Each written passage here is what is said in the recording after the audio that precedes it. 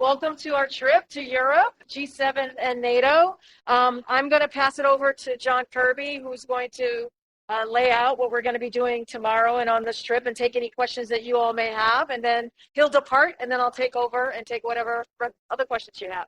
Hey, everybody, just a couple of things right off the top here.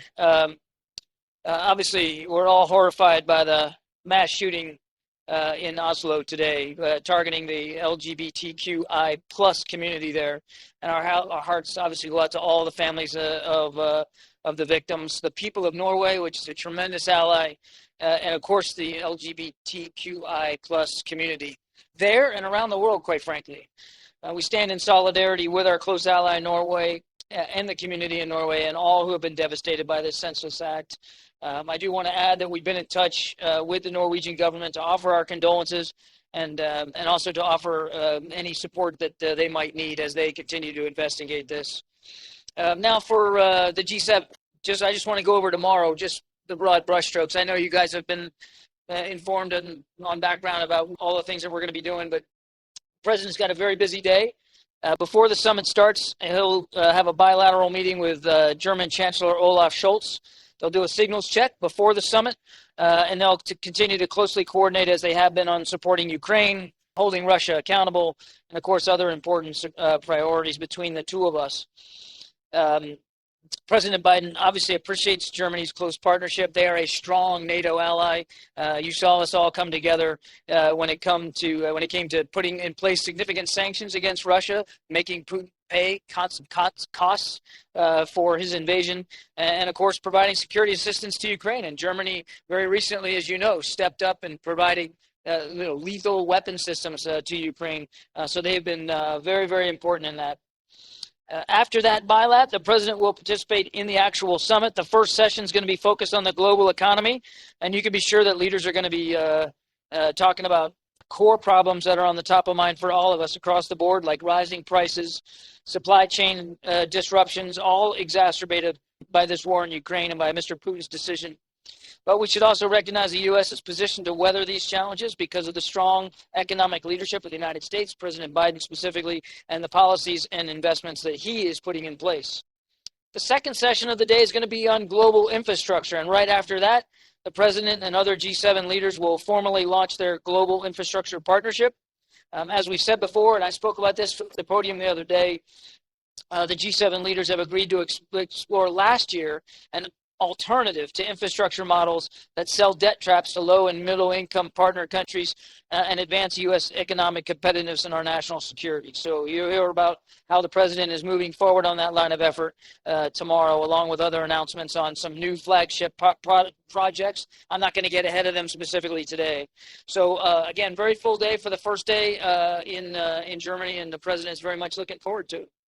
John, looking ahead to the rest of the trip, can you read out any other bilats the president's expected to have? Will he meet with President Erdogan of Turkey, particularly as the NATO accession issue comes up later in the week? I think you can expect that the president will have multiple bilateral discussions. I mean, obviously, he's starting out with the chancellor, German chancellor tomorrow, but I don't want to get ahead of the schedule. We'll let you know as they come up and, of course, read them out to you, but I don't have anything specific with any other leader today to talk about. And then in terms of the economic meeting, are you expecting any deliverables out of that, particularly as seeing rising inflation in the United States and around the world? Any agreements from the G7 leaders on that? I think you will see some announcements coming out of these meetings. Again, I'm not going to get ahead of the specifics here, but as I mentioned right at the top, I mean, a large focus of the G7 and the leaders are going to be, how to not only manage the challenges in the global economy as a result of Mr. Putin's war, but how to also continue to hold Mr. Putin accountable and to make sure that he is being subjected to costs and consequences for what he's doing. So there will be some announcements. There will be some muscle movements, but I'm not going to get ahead of that right now. John, on another topic in the global economy session, China, which you guys have said there will be strong language condemning their non-market practices. Should we expect any deliverables there or any actions taken, or will this be essentially just the G7 condemning what has been condemned many times before? again, without getting ahead of deliverables, you're going to get tired of hearing me say that. But deliverables. But look, China will be a significant focus here for the G7, and the impact that China's coercive economic practices, use of forced labor, intellectual theft, all those are front and center for the nations of the G7. And I think you're going to see China very much at the forefront as the G7 goes on. But I'm not going to get ahead of any specifics. There is one thing you haven't mentioned so far, which is climate change. Climate change is a big topic for the G7, yes. But at the same time, so are rising energy costs. So how are you going to articulate those two, challenges without watering down some climate commitments? There's no watering down of climate commitments. I just talked about day one. I mean, climate's clearly going to be on the agenda here at the G7. And the president's been a leader here on the search for clean energy solutions because we've all seen just in the last 3 months the impact of reliance on fossil fuel and Russia's weaponizing of that fossil fuel on the global economy. Obviously, Americans are feeling this at home too, which is exactly why the president not only wants to, in the moment we're in, hold Russia accountable for what he's doing in Ukraine and try to find some relief, immediate relief. That's why he pushed so hard and is an advocate for a federal gas tax holiday, to find some immediate relief, but also to move towards clean energy solutions that reduce the dependence on fossil fuel and reduce the dependence on Russia. And so even as we're looking at long-term clean energy solutions, we're also doing all we can to increase supply globally of things like natural gas and oil. So Schultz has signaled that he wants to roll back the G7's commitment to end investment in fossil fuels overseas. Is that something that the United States would support on a temporary basis? Yeah, I'm not going to get ahead of the discussions here at the G7. Our position last May was, and the president was clear that that he did not feel like these investments were the right course of action. I know no such change to that policy. On the infrastructure initiative that's clearly aimed at countering China's Belt and Road Initiative, which is quite large in volume, do you have a dollar figure in mind for how much the United States and other allies can produce in terms of infrastructure? I think you'll hear more about this as the G7 goes on, and tomorrow is the day that they're going to get together and talk about the global infrastructure partnership. Again, I'm not going to get ahead of the president here, but I think you can expect them to explore a range of different opportunities and initiatives to allow low and middle income countries to address their own infrastructure and development problems better. And it'll be a range, it'll be a mix of federal funding as well as grants, as well as private sector investments. Again, I'm not going to get ahead of the president, but I do think tomorrow you'll be able to get a much clearer picture of just how many opportunities there are and how many resources, let me try that again, G7 leaders are going to be willing to apply to that problem. I'll follow up on the GIP and then move us over to the Mideast. So first of all, on the GIP, the Global Infrastructure Partnership, what is the difference between that and Build Back Better World other than the name? Are there any tangible differences? This is a months-long effort here by the administration to work with leaders around the world to try to come up with, again, more innovative and creative alternatives for these low and middle income countries to foster their own economic development and their infrastructure needs.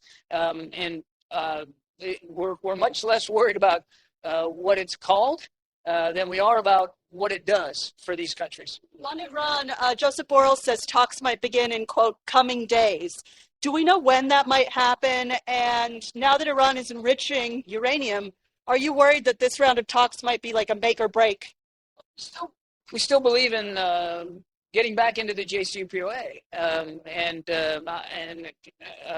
I can't speak to the status of where the negotiations are right now. but there's nothing changed about our position that a nuclear deal is the best way to prevent Iran from achieving nuclear weapons status, and we want to get them back into compliance.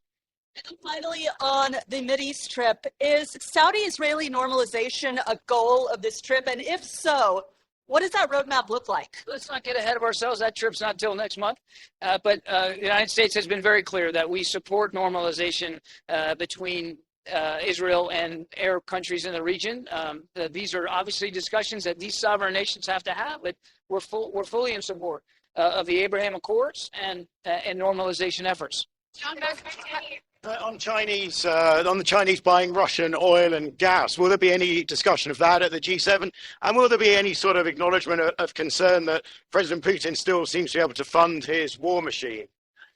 A big focus, and yes, tomorrow is going to be at least the first session dedicated to the global economic issues here caused by the war in Ukraine.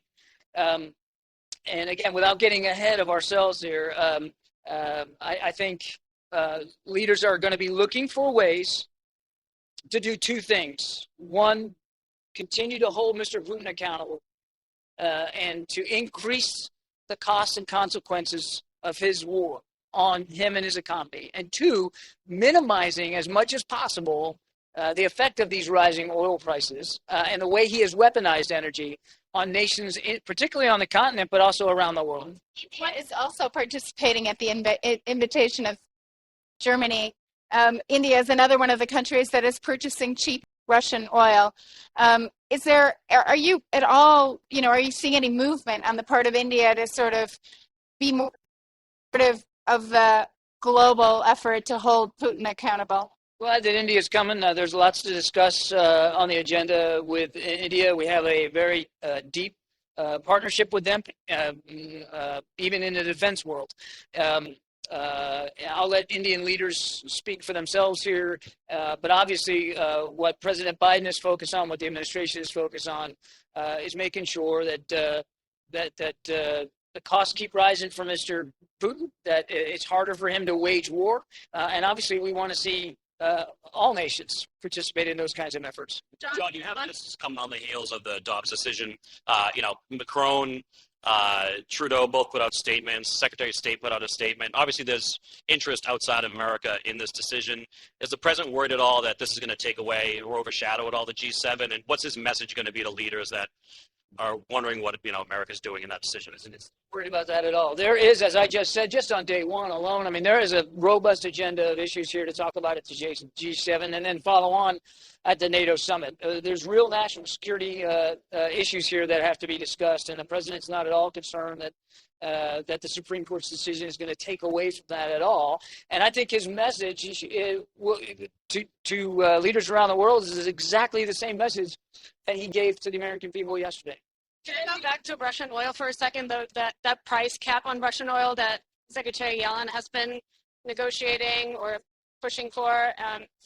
I know you don't want to get ahead of deliverables, but maybe you can give us a hint how confident you are that the leaders will endorse, all leaders, because there was some, holdouts. All leaders will endorse this at the summit. I think what I can tell you is that all leaders are, we believe all leaders are going to be committed to those two things I mentioned before. One, continuing to hold Mr. Putin accountable and make it even more painful for him to prosecute this war, as well as looking for ways to minimize the effect of rising oil prices and the profits that Mr. Putin continues to get from those oil prices on other nations around the world, including the United States. You're satisfied with the amount of weapons that countries that have stocks of older generation weapons have been giving to Ukraine?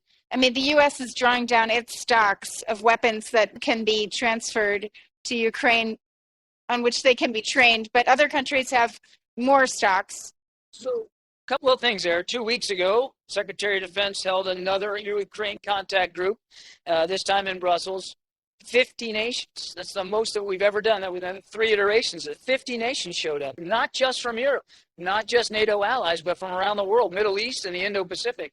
And a large number of those nations are contributing security assistance, weapons to Ukraine. Now they're doing what they can. Every nation has to make a decision about what they can afford to provide because they have their own national security needs. But I think, I'd point you back to what Secretary Austin said at the end of that. I mean, it was impressive to see how many nations are willing to pull down from their own inventories or even to contract for additional systems. Now, look, in the very early weeks of the war, there was a significant and I think right focus on making sure that Ukraine was getting systems that they were trained on, knew how to use, had them in their inventory already, ex-Soviet stuff. There's still a need for that. I mean, they still are using those systems. And so the Secretary Austin, is why he's doing the contact group, is to continue to talk to nations around the world to see what else they can provide. But also now, because the war is now stretched into its third month, it's becoming much more about artillery in the Donbass, long-range fires. The United States has been willing to step up and provide other Western or American systems to Ukraine to allow them to carry on in the Donbass, and that requires a little bit of training, right? That means you got to take some Ukrainian soldiers out of the fight.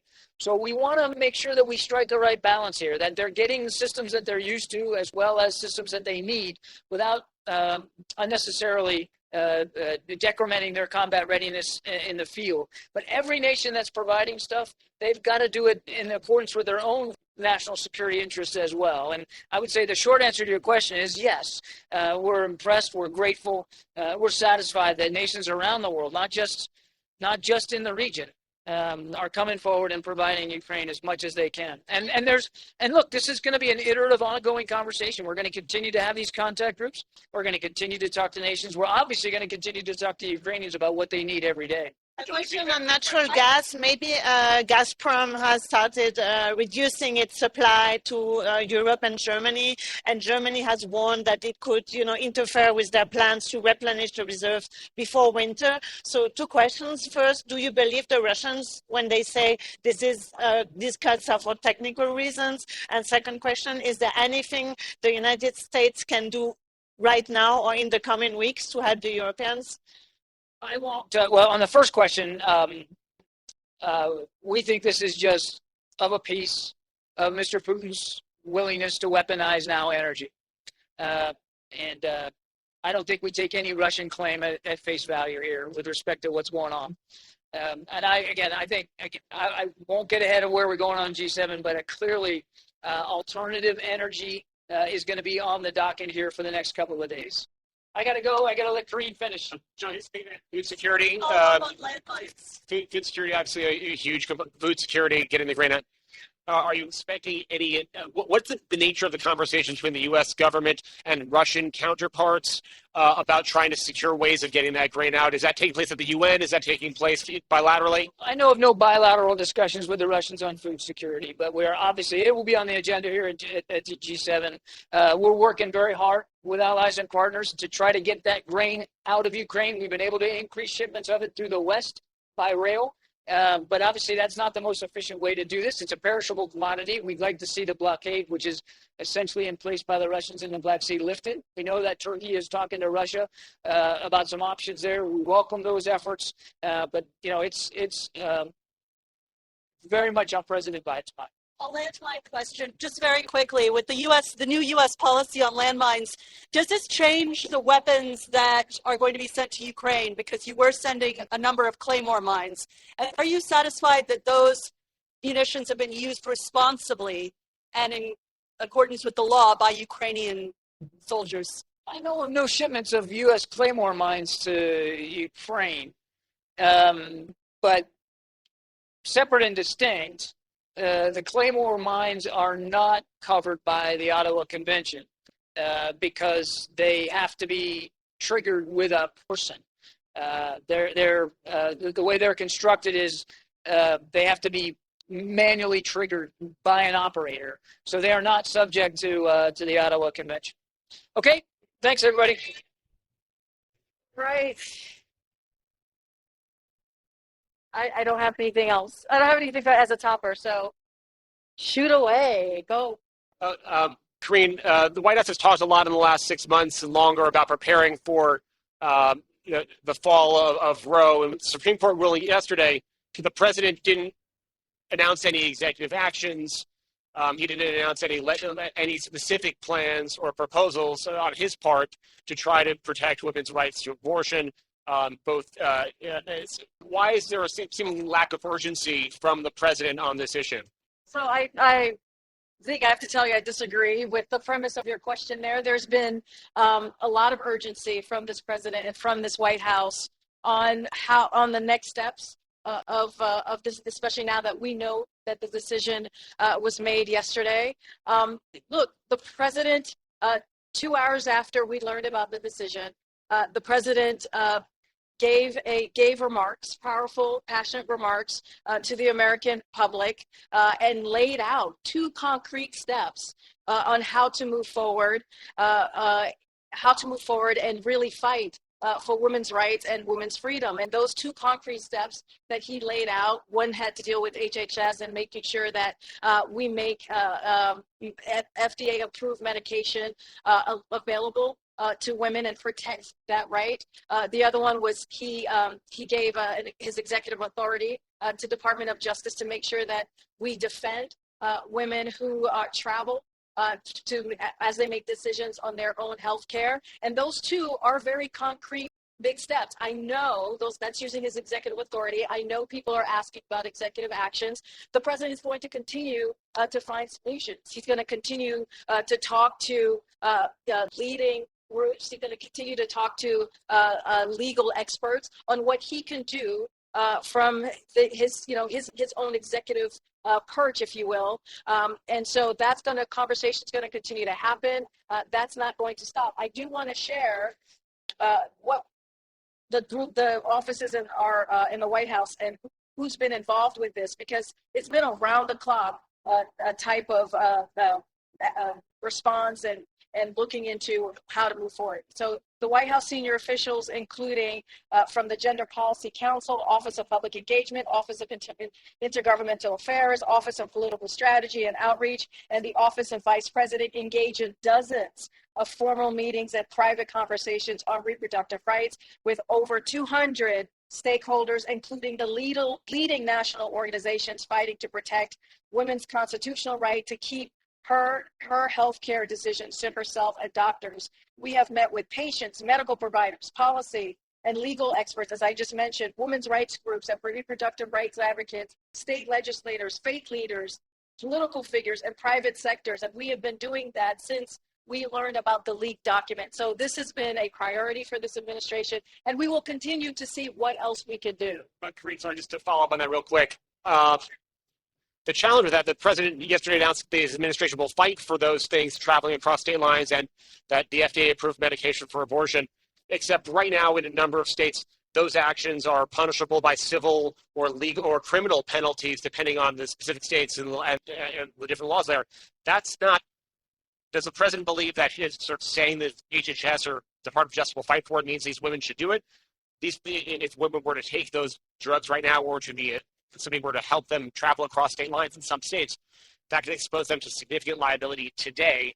And what's the president doing to protect them right now? So that's why he's asked the Department of Justice to step in. Look, this is not. So, state laws restricting the right to travel will undoubtedly be challenged, right, in court. So that is, we understand. So the DOJ will look to support the right to travel in appropriate cases. Look, the Attorney General's statement yesterday made it clear that that bedrock of constitutional principles support women's freedom to seek care in states where abortion remains legal. So they are going to step in where they can to defend women who may have to make decisions for themselves, should be making decisions for themselves on their health. So that is the executive authority that the president used, and that is what the Department of Justice laid out in a very long statement that they did yesterday on how they're going to go about that. Look, this is a scary time. We understand that. What happened yesterday with the decision from the Supreme Court is extreme. That decision is extreme. This is about a constitutional right that was provided by the Supreme Court almost 50 years ago. And it was done. The judge that wrote that decision almost 50 years ago, it was a 7-2 decision that was done by a judge who was appointed by President Nixon. So this constitutional right has been around, with Democratic presidents and Republican presidents, and the president understands that we got to continue to fight. So the other part that we are trying to say as well is, yes, the president could use the executive authority. We could look to see what executive action we could take, but the reality is we have to get Congress to act to restore Roe, to make it law of the land. And if that can't happen, the American public has to use their voice. And in light of this decision, they have to use their voice at the ballot box. And this is how we can turn this around. But yesterday, again, he laid out two concrete solutions, or two concrete steps, I should say, to move forward. And we're going to continue to see what else we could do. A lot of people watching this ruling are concerned that it could be a slippery slope leading to limited access to contraception and to other rights that Americans currently enjoy. Is the White House concerned about that? And if so, how are you preparing and what are you going to do? We are concerned about that. If you look at what Justice Thomas said, he wrote explicitly that in future cases, we should reconsider all of this court's substantive due process precedent. So make no mistake, congressional Republicans have made it clear. Republican leaders, national Republican leaders have made it clear they are going to go after women's reproductive health care across the country and beyond. That's what we heard from them yesterday. And so we're going to continue to stand up. We're going to continue to fight against that. We're going to continue to tell people to use their voice. And so, look, the way that we get to a solution here, the way that we get to really resolving this is for Congress to act. Yes, the president's going to continue to look at solutions. He's going to continue to figure out what else we could do, continue to talking to groups, getting that legal expertise on what he can do from his executive authority. But we have to make sure that the American public has to make sure that they use their voice. And not only that, the decision that they made, the decision that the court made on Roe v. Wade is out of step. It's out of step with majority of the American public. Majority of American public support Roe v. Wade. The president, you talk about bringing the president out on the road, taking him on the road. He likes to connect with the American people. Will he dedicate some travel specifically to this issue to reach out to young voters, to women who are outraged and frustrated? Well, what are some of the messages that he could be bringing, and how soon could we see him start to take those kind of trips? I don't have anything to read out to you specifically on a strategic strategy around the decision that was made by the court yesterday. But what I can say, and the president spoke about this very forcefully, he vehemently disagrees with the decision that the court made yesterday. He's going to continue to fight for women's rights. He's going to continue to fight for freedom, for their freedom. And also, even when we heard the leak decision, this is kind of to your question, a couple weeks ago, he had warned that they would not just stop at women's reproductive rights. He warned that, and now what we saw from Judge Thomas should be chilling. It should be very chilling to be.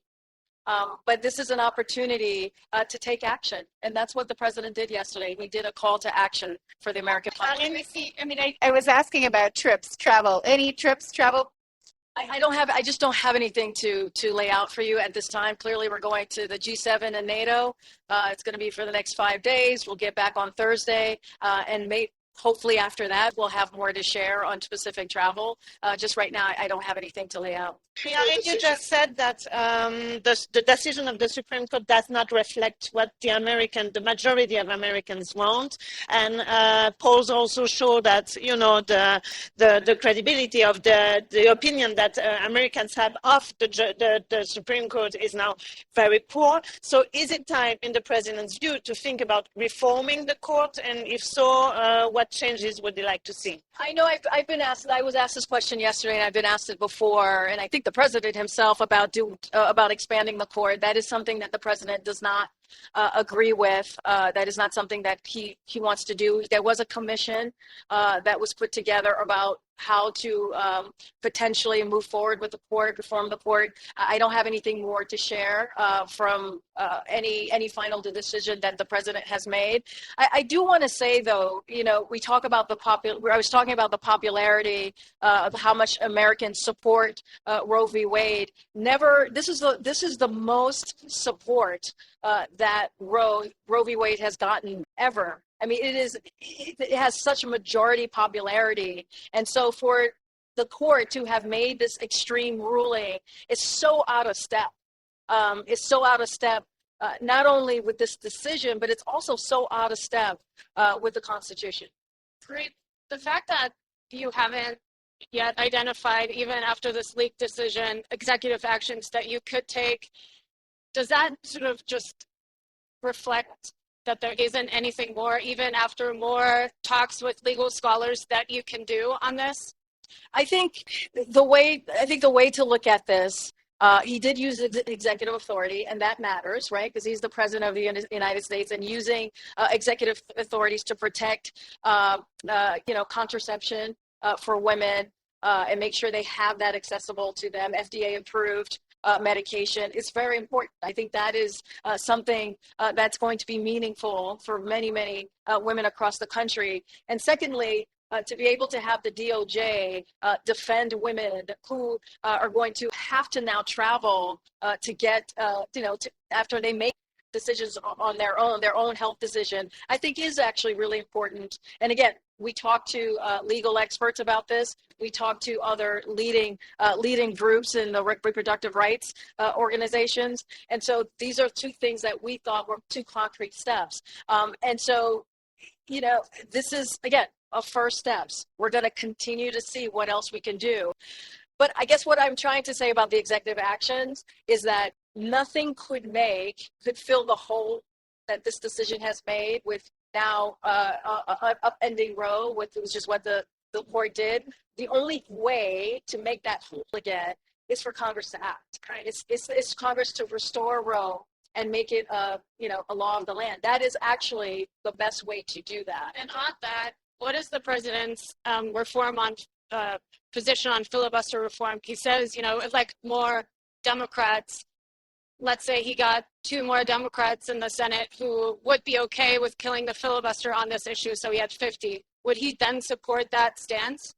I mean, look, if we got more members of Congress, more members of Congress who support Roe, then the thinking would be that we would be able to pass a law to get that done. I don't think the filibuster would play a role there, but that's what we have to do. We got to make sure that we elect more members, or we have more members come into Congress that can actually make a difference here. I got to be careful because I can't talk about as you know, so I got to be careful of what I say. But the point that I'm making is, I hear your point about the filibuster. But I think if Americans are able to use their voice at the ballot box, bring in more members into Congress that support this issue, then there is movement that we can make. There is a way that we can restore Roe, and that is the most important thing that we can do. Yes, can the president continue to use executive authority? We will see what else he can do. But honestly, to fill that hole, we got to take action, and that's what the president was trying to do. Can I ask you an Afghanistan question? Sorry. So the earthquake there has caused so much damage, and there's some movement again for people to please release some of this fund, some of the central bank currency funds. Can you say what the U.S. position is on that, and whether there's any movement on that in light of the humanitarian catastrophe? Are you talking about the assets in Ukraine? Yeah, assets. Yeah. So in Afghanistan. Sorry, that's Afghanistan. There's so much going on in the world. I apologize. So in signing an executive order several months ago, the president took a significant step to preserve these funds and ensure they go toward benefiting the people of Afghanistan.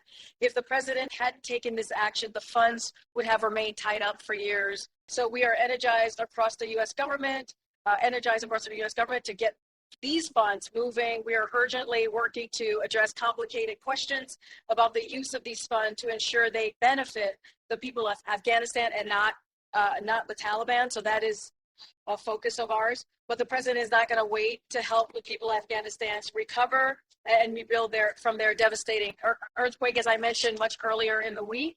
USAID and our partner humanitarian organizations are already providing immediate assistance on the ground where it's needed the most. Karine, if I could, back on the abortion issue, what do you think the decision means for the standing of the US overseas, particularly in parts of the world where you're trying to promote women's rights? I mean, it's a very good question because what we saw yesterday was extreme. It was an extreme decision on the American public's constitutional right, a right that was given by that same court almost 50 years ago. The administration has restored its commitment to advance women's health, both at home and abroad, revoking harmful global gag rule, as you know, and restoring funding to the United Nations Population Fund. This administration will continue its work to advance women's health and reproductive rights around the world consistently with existing laws. So we are going to continue to have those relationships, those leader-leader relationships that the president has. Look, we've heard from a lot of the leaders already. I know some of them have put out statements, very vocal about what they have seen from this decision in the last 24 hours, and offering support to the American people. But this is not going to, I don't think this stops the work that the president is going to do or wants to do or looking to do with leaders. Is it harder to get the message across if other parts of the world are going to turn around and say, well, look what's happening in your own backyard? I mean, I don't think it's necessarily harder. The president has his own career and reputation to stand on. Right. He has been a senator. He has been a vice president, and he has been president that has been able to unify the country, the world, especially as we look at what is happening in Ukraine with Russia's invasion. So, we're going to G7. We're going to NATO. People have said that NATO is the most unified that they've ever seen, at least in modern times and most recent times. And a lot of that was due to this president. I don't think that goes away. I don't think that does at all. So, if anything, it just highlights the work that needs to continue to be done. The GNC chairman yesterday called the Supreme Court illegitimate after the decision. One, is that something that the president agrees with? And two, does he think that that's a winning message for the Democrats going into 2022? I can't speak for the GNC. I can only speak for the president. And the president, when the president commented about the decision, about the court's ruling, it was about the decision. He sees the court, obviously, as legitimate, and he respects the court. He does believe that this particular ruling that they made yesterday is extreme and is out of step, and he is going to continue to call that out. But this is a president that was the chair of Judiciary Committee for many, many years when he was a senator. He oversaw many nominations for the Supreme Court. It is a court that he highly respects. But it should be, right? This is America. We should be able to speak out or have a disagreement. And this is not just a disagreement, obviously, but this is what we saw. That decision was indeed stunning, and it was extreme and incredibly unfortunate. It is going to devastate so many lives, taking that constitutional right away from so many people across the country. You said a couple of times that the court gave the right to abortion to women 50 years ago. Well, what I mean is that they gave that constitutional right. When that 7-2 decision, Roe v. Wade, it was a constitutional right. Roe v. Wade was a constitutional right that was provided almost 50 years ago, and they took that constitutional right away. So the president doesn't believe that a right to abortion is built on the right to privacy enshrined in the Constitution, and ratification it only came about at Roe? believes in women's privacy. He believes in women's in women's right in a woman's right to make their own choice. He believes that they should have their own freedoms to make their own decision. What we're saying is that decision that was made is going to with that decision, things are going to across the country change so quickly because of that decision in states, and that is unacceptable. If you think about in some states, women will not be able to make a decision on how to protect their own lives. If you are a woman or a girl and you are raped, you will have to bear your child's rapist. If you are a doctor, you could be criminalized for providing care. I mean, those are the things that he spoke to himself directly in his speech. And so he's going to continue to fight for women's rights. He's going to continue to fight for their freedom, and he's going to see what else he can do as an executive authority to see what other steps that we can do to move forward in protecting women. Karine, you mentioned that the president has managed to rally NATO allies and create unity overseas, but he clearly hasn't in the United States. Is he frustrated by that? Is he going to be trying anything new ahead of the midterms? No, that's a good question. Look, when the president decided to run in 2019, of April of 2019, he talked about redeeming the soul of this nation, right? And 2 years prior to that, we saw what happened in Charlottesville. We saw the ugliness that was marching down the streets of Charlottesville, and he wrote an op-ed and talked about that very personally. And when there was an opportunity for him to do something about that in a real profound way, he decided to run for president.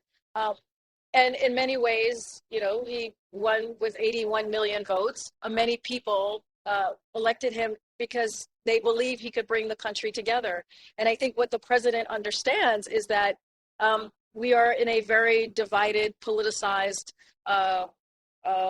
political environment at this time, and it's going to take a lot more work. We are just not there yet. Strategies to achieve that, or I think he's going to look.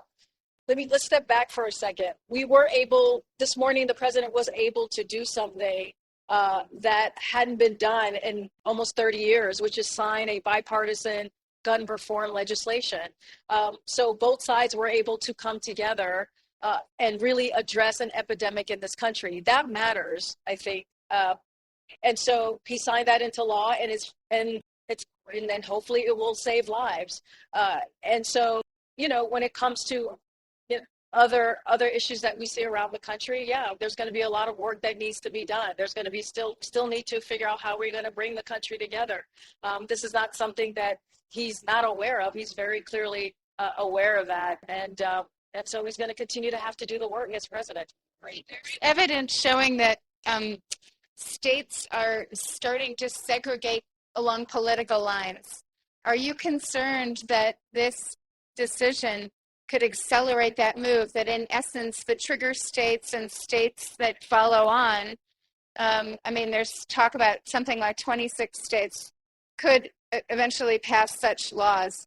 Are you concerned that we could see a country that is geographically divided along these lines, where basically states that ban abortion and punish women are fundamentally more Republican, and that you see an outflow, a kind of a great migration out of people who are more progressive and liberally minded? Look, the president said this yesterday. We're going to see some nightmare scenarios.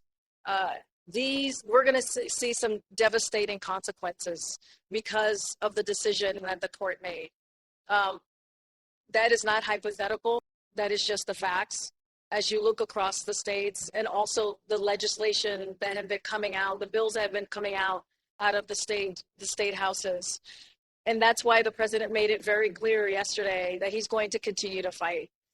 He's going to continue to call for action as it relates to Congress, as it relates to the American public using their voice at the ballot box. And he's going to continue to talk to leading organizations, and not just him, but also his team. I laid out offices that have been working since day one of the leaked document, and we're going to see what else we can do. But we believe we put forward two concrete steps. We're going to try to see what else we can do. But, the president talked about this. We are going to see some nightmare scenarios, sadly, because of this decision. I mean, this is a almost 50-year, almost 5-decade decision that has been overturned and upended. Yeah. One more on the gas tax holiday. Since the president called on Congress on Wednesday, has there been any movement or indication whatsoever that Congress is going to prioritize that when they're back from recess? It doesn't really seem like the important folks on the Hill are where you are on this, so I'm just trying to figure out how you're going to try to get this done. I mean, let me just reiterate. The president, the president called for the suspension of federal gas tax, a gas tax holiday, because he felt that this was the most simplest, easiest way to deal with an issue for the American public, high gas prices at the pump. And he felt that 90 days was an easy thing to do, because the American public, this is the time that they drive the most during the summer. We're still talking to answer your question. We're still talking to Congress. I don't have anything more to share with you as far as a priority for them. We're going to have this conversation, but the president made very clear what he believed this could do, and giving that little bit of breathing room for the Americans as they travel, as they go to work, as they are trying to live their lives every day, especially this summer. Like, it's incredibly active. Don't you risk missing that window? I mean, given that Congress is out now, and here's the thing. Look, Congress can act on this anytime. It's actually very simple to do. I want to. Well, we're going to continue to have that conversation, and see if we can make that a priority. But this is not a difficult thing to do. That's why we keep saying it's straightforward and easy. It is actually not a difficult thing to do, and we're going to continue to call on them to do so. Just one abortion on the President Sherpa in this. Sorry. Just some activists are pushing for abortion clinics to be built on federal land in conservative states. Is this an option that the administration is considering? I just don't have anything else to share. We're going to continue to look at what other options we have. I don't have anything to share on that specific question. The president's. The president went to the G7 a year ago. He came with ambitious COVID vaccine donation goals for the rest of the world. The U.S. is falling short on that because it doesn't have the money to help countries administer and transport and store those vaccines safely. Is the president worried that by failing to meet those commitments, in part because of Congress, in part because of other reasons, that the U.S. credibility on the global stage around public health will be called into question? I mean, look, I have to look into where we are specifically on our international assistance on COVID. I know that we have been the country that's provided the most, a leader than any other country. It is a commitment. It has come up in every international trip that he's had. COVID has always been part of the agenda. But I would disagree with your premise of the question. Look, the president has if you look at where we are currently as a country, and the economic strengths that we have, a lot of that is because of what the president did on day one, which is present a comprehensive strategy to get people vaccinated. And now we have more than 200 million people who are vaccinated. We're getting 0 to 5 vaccinated. It's about 18. There's 0 to 5, 18 million young people. The hope is to do everything that we can to get vaccinated. So if anything, he has shown leadership right here in this country on everything that he has done to make sure that the American public have access to vaccines and boosters. And so we have shown our leadership here. I can see what else I have for you on where we are with conversations at the G7 and our deliverables on this subject particularly. But this has always been part of an agenda in every trip that he's done. And I think the president, we believe, and I would argue others across the globe believe, that we have been the leader in this. Thanks, everybody.